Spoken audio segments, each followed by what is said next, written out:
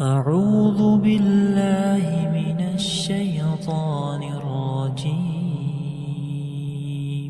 بسم الله الرحمن الرحيم. پچھلی آیت کے اندر اللہ تعالیٰ نے جناب محمد الرسول اللہ صلی اللہ علیہ وسلم کو مخاطب کر کے فرمایا کہ اپنے رب کی راستے کی طرف لوگوں کو حکمت کے ساتھ بلائیے، یعنی حکمت سے مراد مضبوط اور پختہ دلیل کے ساتھ لوگوں کو رب کے راستے کی طرف قائل کریں، اور بہترین نصیحت کے ساتھ، اور اگر بحث اور تکرار کی نوبت آ جائے تو بہترین طریقے سے بحث کرنی ہے، احسن طریقے سے بحث کرنی ہے۔ بے شک آپ کا رب جانتا ہے جو بھٹک گیا ہے، اور جو ہدایت پا گئے ہیں اللہ ان کو جانتا ہے۔ اور اگلی آیت میں اللہ تعالیٰ فرما رہے ہیں وَإِنْ عَاقَبْتُمْ فَعَاقِبُوا بِمِثْلِ مَا عُوقِبْتُمْ بِهِ، کہ اگر تم بدلہ لو، تمہارے اوپر کوئی زیادتی کرتا ہے، تمہارے ساتھ کوئی زیادتی کر جاتا ہے، اگر تم بدلہ لینا چاہتے ہو تو اتنا بدلہ لو جتنی تمہیں تکلیف پہنچائی گئی، یعنی اس سے زیادہ نہیں، یعنی ظالم سے ظلم کے برابر بدلہ لینا اسلام کے اندر یہ جائز ہے، لیکن زیادتی نہیں کرنی۔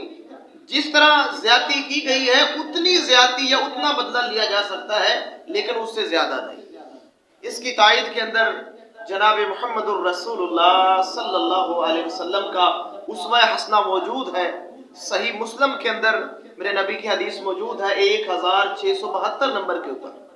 جناب محمد الرسول اللہ صلی اللہ علیہ وسلم کے زمانے میں ایک یہودی نے ایک بچی کا سر 2 پتھروں سے کچل دیا، صرف اس کے زیورات لینے کے لیے، اس کے زیورات کو ہتھیانے کے لیے بچی کے سر کو 2 پتھروں کے ساتھ کچل دیا گیا۔ تو جناب محمد الرسول اللہ صلی اللہ علیہ وسلم کو پتہ چلا تو اللہ کے نبی نے حکم دیا کہ جس طرح اس نے بچی کو قتل کیا ہے، جس طریقے کے ساتھ، اسی طریقے سے اس کو یہودی کو قتل کر دیا جائے۔ اس یہودی کو بھی پتھروں کے ساتھ کچل دیا گیا۔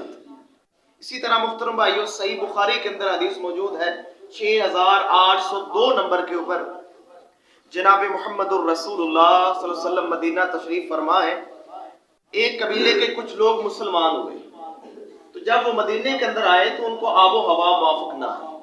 بیمار ہو گئے، تو اللہ کے نبی نے کہا کہ تم جنگل کی طرف چلے جاؤ، جہاں پر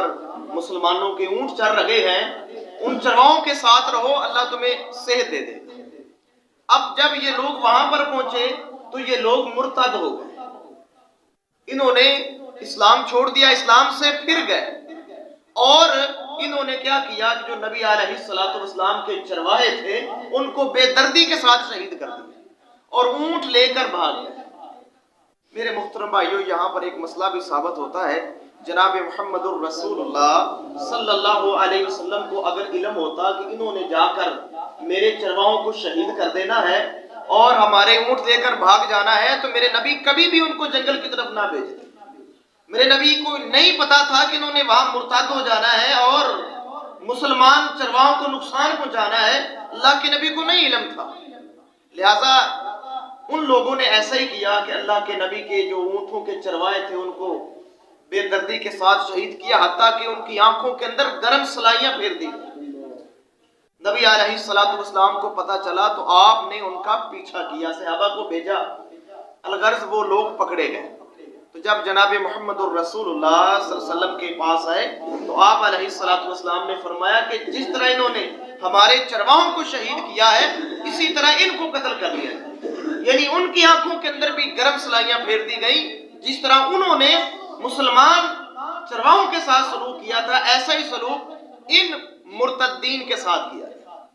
اس سے معلوم یہ بات ہوئی محترم بھائیو کہ اتنی زیادتی جو انسان کسی کے ساتھ زیادتی کرتا ہے، اتنی زیادتی انسان ظالم کے ساتھ کر سکتا ہے اگر اس کے پاس کوئی قوت ہے۔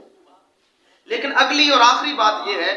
کہ اللہ سبحانہ و تعالیٰ فرماتے ہیں کہ وَلَئِن صَبَرْتُمْ لَهُوَ خَيْرٌ لِلصَّابِرِينَ، کہ اگر تم صبر کرو گے تو یہ صبر کرنا تمہارے لیے بڑا بہتر ہے۔ کیسے بہتر ہے؟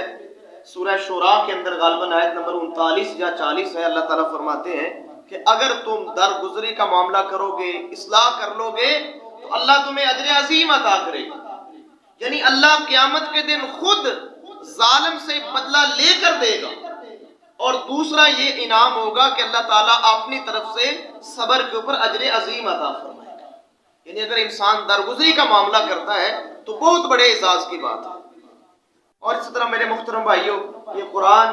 ہمیں اس بات کے اوپر ابھار رہا ہے کہ صبر بہتر ہے، سہ جانا بہتر ہے، اگر برداشت کر جاتے ہو تو یہ تمہارے حق میں بہتر ہے۔ اللہ سے دعا ہے اللہ تعالیٰ ہمیں عمل کرنے کی توفیق عطا فرمائے۔